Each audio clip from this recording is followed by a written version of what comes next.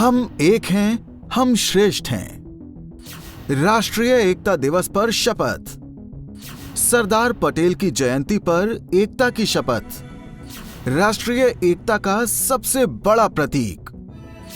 31 October national unity day. Statue of unity पर PM की पुष्पांजलि। 31 अक्टूबर का दिन हर सच्चे भारतीय के लिए बेहद गौरव का दिन है।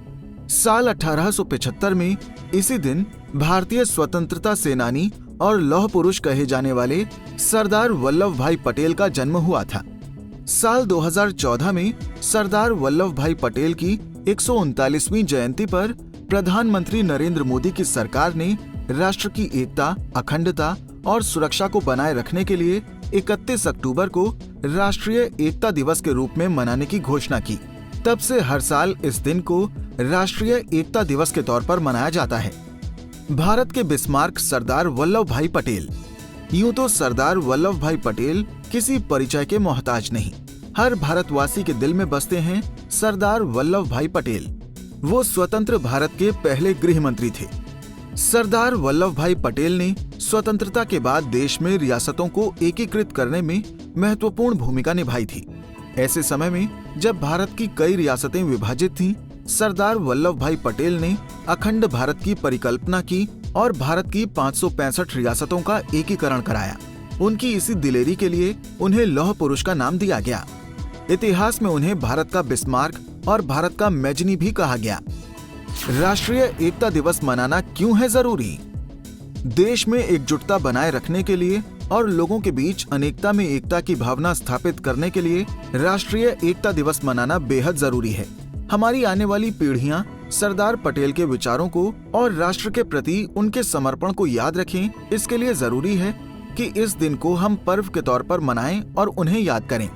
साल 2014 से इसे हर साल धूमधाम से मनाया जा रहा है। राष्ट्रीय एकता दिवस पर सरकारी कार्यालयों और सार्वजनिक उपक्रमों में राष्ट्र की एकता, अखंडता और सुरक्षा को बनाए रखने के लिए शपथ दिलाई जाती है। हर साल इसे एक अनूठी थीम के साथ मनाया जाता है। 2018 में सरदार वल्लभ भाई पटेल की स्मृति में पीएम नरेंद्र मोदी ने गुजरात के केवड़िया में उनकी 182 मीटर ऊंची प्रतिमा स्टैच्यू ऑफ यूनिटी का अनावरण किया। स्टैच्यू ऑफ यूनिटी दुनिया की सबसे ऊंची प्रतिमा है। राष्ट्रीय एकता दिवस और स्टैच्यू ऑफ यूनिटी में अब वही संबंध है जो स्वतंत्रता दिवस का लाल किले से है। 2018 से हर साल स्टैच्यू ऑफ यूनिटी पर राष्ट्रीय एकता दिवस के उत्सव का आयोजन हो रहा है। अब ये सब कुछ परंपरा का ऐसा हिस्सा बनता जा रहा है जिसे अब कोई भी भावी प्रधानमंत्री मनाना नहीं भूलेगा। एक भारत श्रेष्ठ भारत की ओर पीएम मोदी के कदम।